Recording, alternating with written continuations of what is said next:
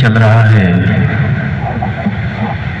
कि मनुष्य का जन्म बार बार होना और मनुष्य का मुख्य उद्देश्य यही है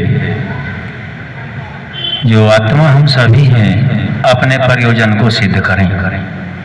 महर्षि दयानंद सरस्वती जी इसमें एक वाक्य देते हैं। वाक्य है, सत्य जाने बिना मनुष्य की उन्नति का कोई कारण नहीं है। यदि मनुष्य को उन्नति करनी है तो सत्य को जानना ही होगा। उस सत्य को जानने के लिए महर्षि जी ने मानव मात्र के कल्याण के लिए सत्यार्थ प्रकाश अनमोल ग्रंथ, अमर ग्रंथ की रचना को किया और जितना जितना हम उसमें से लाभ ले सकें, जो विषय चल रहा है आज हम ले रहे हैं कलेश। गायत्री मंत्र में भी आता है यह, और विद्वानों से शास्त्रों के अध्ययन से पता चलता है कि कलेश कर्मों के कारण ही मनुष्य या अन्य शरीरों को बार बार प्राप्त होना पड़ता है। अब वे कलेश कितने हैं पकड़े हैं, कोई समझे हैं? कलेश 5 हैं। कौन से हैं? नंबर 1 अविद्या, नंबर 2 अस्मिता, 3 राग, चौथा है द्वेष और 5वां है अभिनिवेश। ये 5 कलेश महर्षि पतंजलि ने योग दर्शन के माध्यम से हमें अविद्या के विषय में समझाया, जिसको महर्षि दयानंद सरस्वती जी ने सत्यार्थ प्रकाश के विद्या अविद्या बंध मोक्ष 9वें समुल्लास के अंतर्गत रखा। वहीं से यह प्रकरण लिया जा रहा है। अविद्या का लक्षण लिखते हैं, अनित्य, शुचि, दुख, अनात्मसु। आगे विद्या का भी लिखते हैं, नित्य, शुचि, सुखात्म, ख्यातिर विद्या। तो हमने यह जानना है कि कलेश कितने हैं? 5 कलेश हैं। पहला कलेश अविद्या है। अविद्या के बारे में सूत्र दिया महर्षि पतंजलि ने, अनित्य, शुचि, अनित्या, शुचि, दुःखानात्मसु। ये अविद्या के 4 भाग बताए हैं। पहला भाग अनित्य, दूसरा अशुचि, तीसरा दुख, तीसरा चौथा अनात्मा। ये अविद्या के 4 भागों में बांटा है। फिर है अस्मिता। अस्मिता ऋषियों के अनुसार क्या अर्थ होता है? जहां हम आत्मा और बुद्धि दोनों में निर्णय नहीं कर पाते। बहुत से मनुष्य कह देते हैं ये मैं आत्मा से कहता हूं, लेकिन आत्मा तक तो बहुतों की पहुंच भी नहीं है।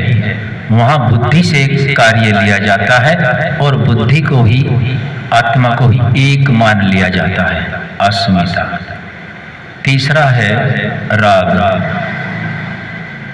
राग है सुख, जहां हम देख रहे हैं भौतिक पदार्थों में, उनमें अत्यंत प्रीति होना, ये राग है। इसका ठीक विपरीत है द्वेष। द्वेष अप्रीति हो जाना और उसको बार बार अधिकतर वाणी आदि से प्रयोग में लाना, द्वेष। 5वां है अभिनिवेश। अभिनिवेश जो कलेश है 5वां, इसमें बताया है कि मैं सदा शरीरस्थ ही रहूंगा, मुझे कभी भी मृत्यु आने वाली नहीं है। हम दिन प्रतिदिन कभी भी जब भी कोई ऐसी घटना घटती है, मनुष्यों को मरते देखते हैं और शमशान तक बातें अच्छी तरीके से याद भी रखते हैं, लेकिन वहाँ से हटते ही हम भूल भी जाते हैं। यह अभिनिवेश है कि वो मृत्यु को प्राप्त हुआ, वो मृत्यु को प्राप्त हुई। लेकिन यदि यही परिभाषा अपने ऊपर हमेशा लागू रखें कि एक दिन मुझे भी ऐसे ही जाना पड़ेगा और इसको सूत्र रूप में अपने जीवन में 24 घंटे में 50 बार कम से कम याद कर लें, तो गलतियां होनी लगभग असंभव हो जाएंगी। यह अभिनिवेश से हम बच जाएंगे। अब प्रश्न करते हैं, मैंने कुछ विषयों को रखा, परिभाषा साथ साथ करेंगे। जिन कलेशों के कारण आत्मा शरीरों में प्रवेश करता है, महर्षि पतंजलि के अनुसार, महर्षि दयानंद सरस्वती जी के अनुसार वे कलेश कितने हैं? उत्तर भूपेंद्र आर्य जी देंगे। कितने कलेश हैं? माइक को खोल के रखो। 5। पहले ओम बोला करें। ओम 5। ऐसे बोला कि कलेश 5% है ना। मैंने पूछा कलेश कितने हैं, तो आप कहोगे ओम कलेश 5 हैं। ऐसे ठीक रहेगा। 5 कलेश अभी भूपेंद्र आर्य जी ने बताए हैं। अब उनके नाम किसके याद हुए हैं या हैं पहले ही? वो हाथ उठाए, उनको माइक दिया जाएगा। 5 नाम बोल देंगे। संजय आर्य जी 5 नाम बोलेंगे जो 5 कलेश हैं महर्षि पतंजलि और महर्षि दयानंद के अनुसार। ओम पहला क्लेश है अविद्या, अस्मिता, राग, द्वेष, अभिनिवेश। बहुत सुंदर। और कोई बताना चाहेंगे 5 कलेशों को? और कोई बताएं ताकि सभी को ये पक्का हो जाए। चालू है, बोलो।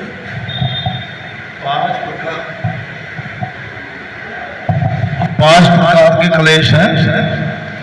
अविद्या, अस्मिता, राग, द्वेष और अभिनिवेश। अभिनिवेश। बहुत सुंदर। डॉक्टर नवाब सिंह आर्य जी ने उत्तर दिया। और कोई सज्जन बताएं जिसके याद हुए हों। 5 को दोहरा लेंगे। बाबूराम आर्य जी बता रहे हैं। ओम महर्षि पतंजलि के अनुसार 5 कलेश इस प्रकार से हैं: अविद्या, अस्मिता, राग, द्वेष और अभिनिवेश। बहुत सुंदर। सभी ने अध्ययन किया हुआ है। अब एक एक को ले लेते हैं। सबसे पहले अविद्या के लक्षण। पहले नंबर पे अविद्या है। एक विशेष बात अपने मन मस्तिष्क में बैठा लें, चित्त में डाल दें। ये जो 5 कलेश हैं, अविद्या तो अविद्या है ही, लेकिन जो बाकी के 4 हैं उनमें अविद्या विद्यमान है। 5। तो हम प्रथम ही अविद्या का लक्षण जानते हैं। किसके याद हुआ?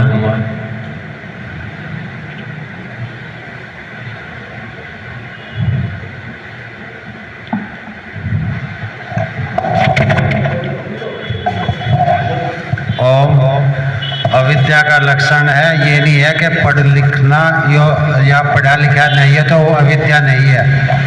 अविद्या है यहाँ के जो है हम हर चीज में सुख देखते हैं, ये अविद्या है। परिभाषा कर रहे हैं जैसा सूत्र में बताया गया है, कृपया उसी के अनुसार कृपा करेंगे। हर चीज में सुख देखते हैं तो वो अविद्या है।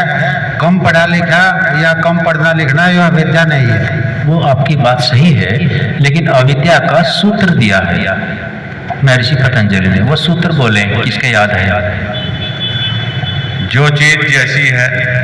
ये मैंने नहीं बोला, आप यानी कि आप एक चीज का ध्यान रखें सभी, जो विषय चल रहा है, जैसे विद्वानों की क्लास चलती है, उस विषय से इधर उधर नहीं जाने का है। सूत्र नहीं पता है कोई बात नहीं, बाबूराम जी जानते हैं सूत्र, उनको दे दो, वो बताएंगे।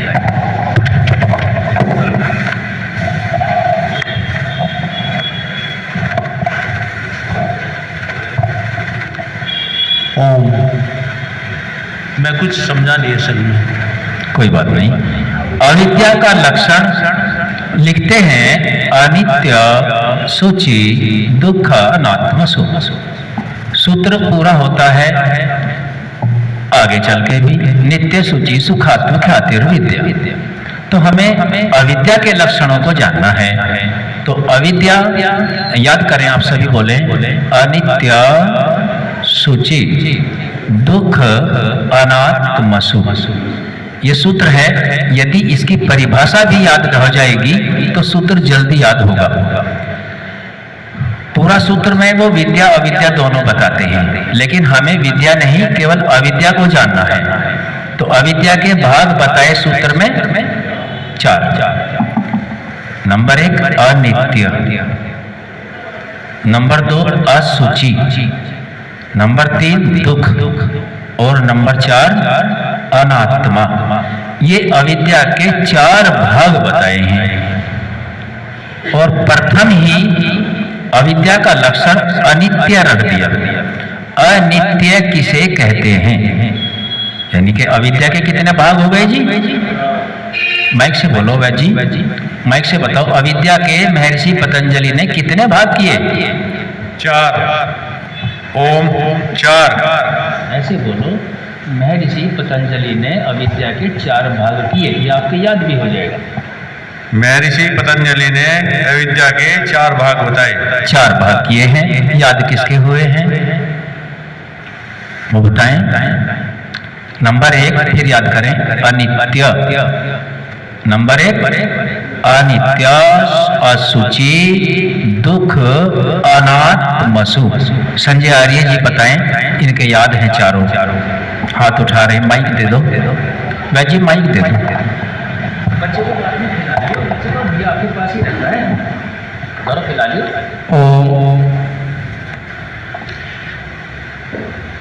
अविद्या के 4 लक्षण बताए महर्षि पतंजलि ने।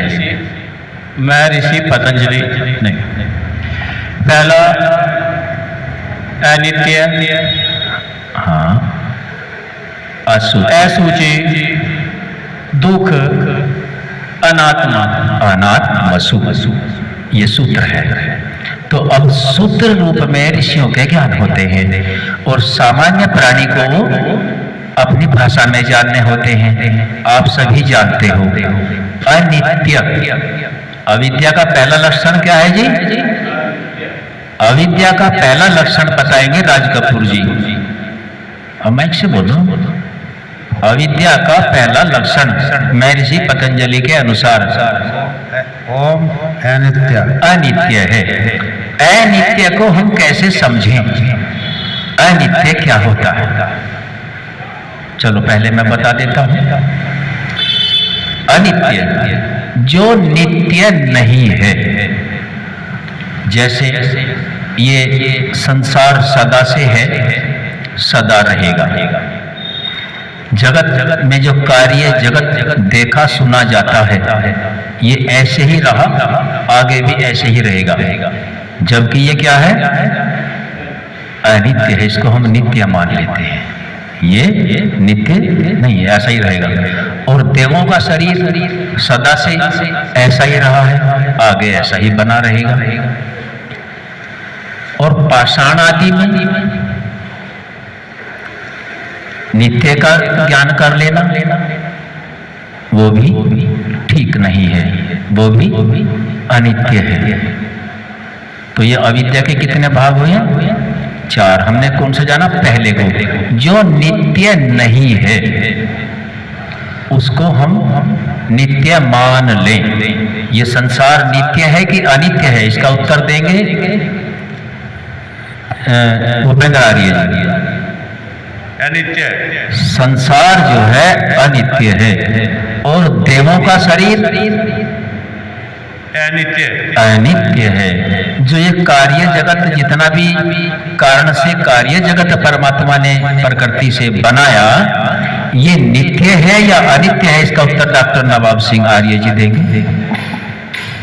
ये भी अनित्य है। ये भी अनित्य है।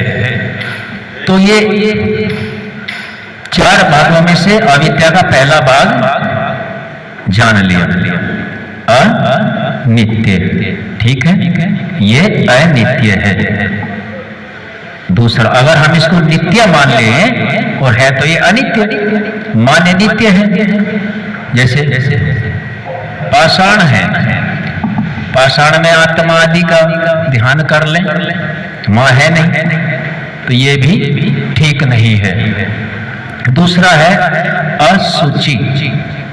असुचि, असुचि का अर्थ है अपवित्र, अपवित्र, असुचि इसका अर्थ है। इसकी परिभाषा सुन लेंगे पहले। मूल में परिभाषा है, हमारे पास ज्ञान की परमात्मा ने 5 इंद्रियों को दिया, 5 ज्ञान की और 5 कर्म की, तो कुल मिला के इंद्रियां हो गई 10। इन इंद्रियों के विषयों में लिप्त रह करके इनमें सुख बुद्धि करना, ये अविद्या का कौन सा भाग हो गया? दूसरा। अब ऐसी कौन कौन सी चीज है जो इंद्रियों के विषयों से तो जुड़ी हुई है? ये हमारे पास आंख से देखना, कान से सुनना, जीभ से स्वाद देखना, त्वचा से स्पर्श करना, नाक से जो है गंध ग्रहण करना, हाथ से कर्म करना, पैर से कर्म करना, मुंह से करना, और मल और मूत्र के 2 द्वार हैं, इनसे कर्म करना। इन इंद्रियों के विषयों में सुख बुद्धि कर लेना, जबकि ये इंद्रियां नित्य नहीं है और इनमें सुख भी अस्थाई नहीं है, और इनमें हम सुख कर लें। तो अब इसकी परिभाषा बताएंगे। असुचि, अब समझ में आया या नहीं आया? जिसके नहीं आया वो बताएं, फिर समझाएंगे। असुचि का अर्थ है इंद्रियों के जो विषय है उन विषयों में संलिप्त रहना, लगे रहना और उसमें सुख देखते रहना, उसके लिए बार बार बार बार बार बार प्रयत्न करते रहना, जिसका नाम असुचि है। और ये अविद्या का भाग नंबर 2 पर है। अब डॉक्टर संजय जी बताएं असुचि का अर्थ, एक उदाहरण दें।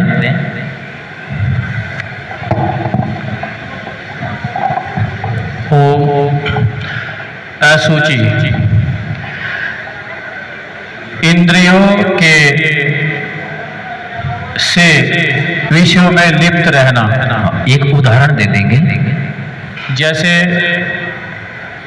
5 ज्ञानेंद्रियां है, तो 5 ज्ञानेंद्रियां है और 5 कर्मेंद्रियां है, इन्हीं विषयों में लिप्त रहना, ये हमारी अविद्या है। प्रयास करें जैसे कि उदाहरण दिया जाएगा।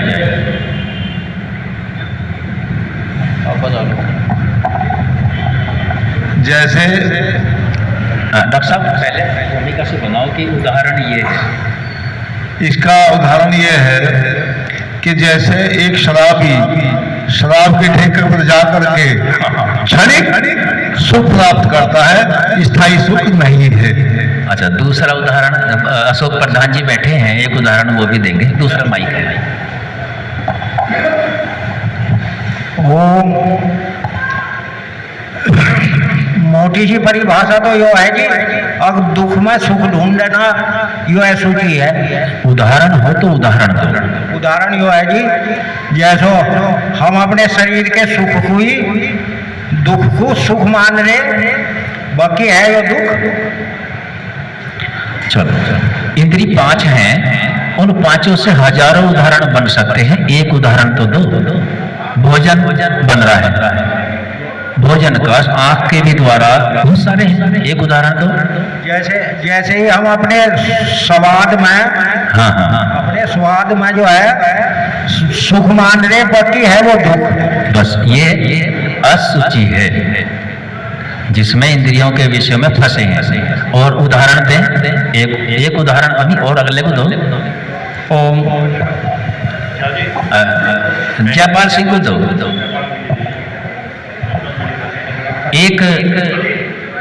एक बताओ कोई असुचि का उदाहरण। नहीं, राज कपूर जी आप बताओ। अच्छा 1 मिनट रुक लें। 5 ज्ञानेंद्रियां हैं, राज कपूर जी बोलो। हेलो, दूसरे नंबर की जो सूची है, इसकी जो है, मान लिया हमारे सामने रसगुल्लों की प्लेट करी और उसे देख कर मन ललचाना, मीठा भी होगा, स्वाद भी होगा और बहुत स्वादिष्ट भी होगा, लेकिन उसमें दुख है खाने में। अच्छा चलो अब एक बार समझ लेंगे। देखो ज्ञानेंद्रिय 5 हैं। आंख से कोई सुंदर चित्र देखा, चाहे स्त्री का देखा या किसी का देखा, उसमें लिप्त हो गए। कान से कोई नाच गाना डांस हो रहा, कान वहीं लगा दिया, उसके आसक्त हो गए। त्वचा स्पर्श कर रहे किसी का, और स्पर्श करते करते ये भूल गए कि ये अश्लीलता भी हो गई है। नाक कोई गंध है, कोई सेंट की है, कोई कैसी है, उसमें भी हम घुसे बैठे हैं और कुछ सोच ही नहीं रहे, गंध के पीछे भागे जा रहे हैं। जैसे बहुरा गंध में अपनी मृत्यु को प्राप्त हो जाता है। जीभ का स्वाद आपने बताई दिया। अब एक है विषय सुख, स्त्री आदि मल में क्षणिक सुख में सुख देखना, ये भी घोर असुचि है। विषय अत्यधिक विषय सेवन करना, ये भी इंद्रियों से जुड़ा हुआ है। तो वहां भी क्या है, असुचि है, वो भी पवित्र नहीं है। और उसमें हम क्या देख रहे हैं, सुख। तो ये असुचि के उदाहरण अपनी इंद्रियों के बहुत सारे हैं। कपड़े पहनने का, चित्र देखने का, गाने सुनने का, समय इधर उधर बर्बाद करने का, बहुत सारे उदाहरण है असुचि। अब अगला है अनित्य, असुचि 2 हो गए। और अविद्या के लक्षण कितने बताए थे, 4। तीसरा लेते हैं दुख। तीसरा क्या है, दुख, जिसका परिणाम दुख होना है। जैसे अभी उदाहरण आ लिए बहुत सारे, लेकिन उसमें हम सुख ही मान के कर रहे हैं उसको, नहीं मजा आ रहा है इसमें, लेकिन परिणाम दुख होगा। तो ये दुख, इसका एक केवल उदाहरण दें। दुख इसका एक उदाहरण है। जैसे हम किसी भी विषय के आश्रित हो गए, जैसे धूम्रपान आदि, इसको जो करता है तो समय उसमें वो सुख ढूंढता है, लेकिन उसका कारण दुख है। क्योंकि इस तरह की विधि जो है, धूम्रपान आदि जो इस तरह के सेवन करने वाले, तो उसका अंत जो होता है वो दुख होता है, उससे बहुत हानि पहुंचती है। सुख चाहना लेकिन परिणाम उसका दुख है। और कोई उदाहरण देंगे राजीव आर्य जी? अलग उदाहरण दो राजीव जी, दे दो माइक। इच्छाओं के अनुसार कार्य होना सुख और उसके विपरीत होना दुख। नहीं, इच्छा तो डॉक्टर साहब रहती है। मान लिया हमारी तो हलवे को नहीं कर रहा, इच्छा हो गया, हलवा मिल गया तो सुख हो गया, लेकिन भले ही चाहे हमने वो ज्यादा खा लिया, उसका साइड इफेक्ट ज्यादा हो जाओ, दुख में हो जाओ, लेकिन उस टाइम पर तो सुख मिल गया। इच्छा तो वहां भी रहती है, जिसका परिणाम दुख होता है, इच्छा वहां भी रहती है। चलो जी।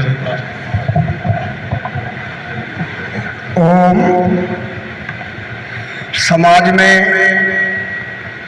कोई व्यक्ति नीति के विरुद्ध चल रहा है, बहुत अधिक लोग हैं, हाँ। और हम भी उनके पास जाकर बैठ गए उसे सीख ले, उसी के अनुसार हम ढल जाए, और ये भी पता है कि इसका परिणाम दुख। बहुत अच्छा गुरुजी ने उत्तर दिया है। ये दुख अब हम अपनी आध्यात्मिकता से जोड़ लेते हैं। जो ईश्वर नहीं है, प्राण पण धन आदि से हम उसकी आराध्य बने माने बैठे हैं। कभी हम ईश्वर को डलियाओं में ले जाते हैं, माम सुख देख रहे हैं कि ये हमारी मनोकामना पूरी करेगा, और कई हम डोरा धागा बंधवा लेते हैं कि ये हमारी मनोकामना पूरी करेगा। कहीं पेड़ में बांध के आ जाते हैं। कभी कभी हम गंगा पुष्कर आदि में स्नान कर लेते हैं कि इससे हमें सुख मिलेगा। तो ये अविद्या का हमने तीसरा भाग जाना है कि जिसका परिणाम तो दुख है, चाहे वो शरीर के भोजन छादन का है, चाहे वो मन के द्वारा किए गए कर्मों का है, चाहे वाणी के द्वारा। 3 तरीके से कर्म करता है, मन से, वाणी से, शरीर से और 10 इंद्रियों से। ये 13 सामान आपके पास हैं, और इन 13 में अनंत उदाहरण दिए जा सकते हैं। आप थोड़ा और आगे बताया। चौथा भाग कौन सा है? अनात्मसु। चौथा भाग कौन सा है? अनात्मसु। अनात्मसु का अर्थ है कि जहां आत्मा नहीं है वहां हम आत्मा की बुद्धि कर ले। जहां आत्मा नहीं है, चेतन सत्ता नहीं है, और वहां हम वो बुद्धि कर ले। ये अविद्या का चौथा भाग है। अनात्मा के विषय में उदाहरण कौन देंगे?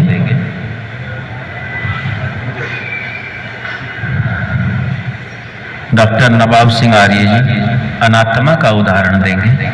जैसे एक भक्त जो है मूर्ति में परमात्मा को तलाश करता होता है और उसमें वो होता नहीं, ये भी एक उसका लक्षण है। आज हमने समय लगभग भाग गया है, समय लगभग पूरा हुआ। आज हमने 5 कलेश के विषय में जाना है, लेकिन एक पूर्णतया संतुष्ट तो लगता नहीं है, हो गए हैं। केवल अविद्या के लक्षण, अविद्या के कितने भाग हो गए जी? अब दोहराएंगे मेरे साथ मिलकर के। अनित्य, बोलो अनित्य, असुचि, दुख, अनात्मसु। महर्षि पतंजलि ने अविद्या के 4 भाग बताए, तो हम एक को समझ पाए हैं, बाकी के 4 फिर ले लेंगे। ओम सम